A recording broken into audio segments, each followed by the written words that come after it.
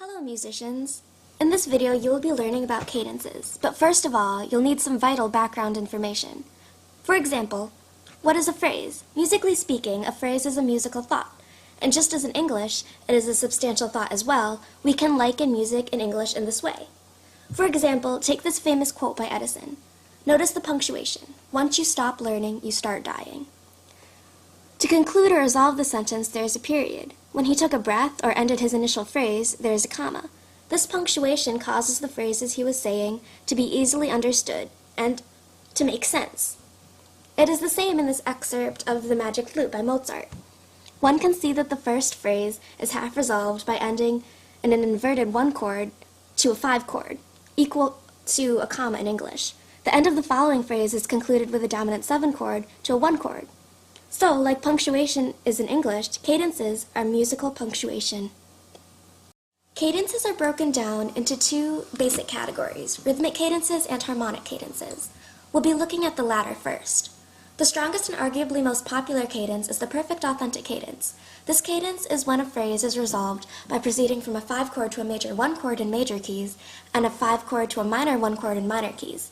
It is called perfect for specific reasons. First of all, both chords must be in root position, and the tonic, in this case C, must be the highest sounding note. Similar to the PAC is the imperfect authentic cadence, or the IAC. It follows the same progression 5 to 1 at the resolution, but breaks some of the aforementioned specific rules. So, here is a chart that I hope will be helpful to you to contrast the PAC and the IAC. For studying purposes, I would recommend studying only the PAC, because then you will know the cadence is imperfect if it follows the same chord progression but breaks one of the aforementioned specific rules. Next cadence is the half cadence. This cadence uses an ending progression of a 5 chord. It is equivalent to a comma in English. Common half cadence progressions are listed in yellow. On a minor note, a specific half cadence that uses the inverted 4th chord is called the Phrygian half cadence. Following the HC is the plagal cadence. It progresses from a major 4th chord to a major 1st chord, or its minor equivalent, minor 4 to minor 1. There are also some unusual cadential progressions, but don't worry about that for now. The last harmonic cadence we will be looking at is the deceptive cadence.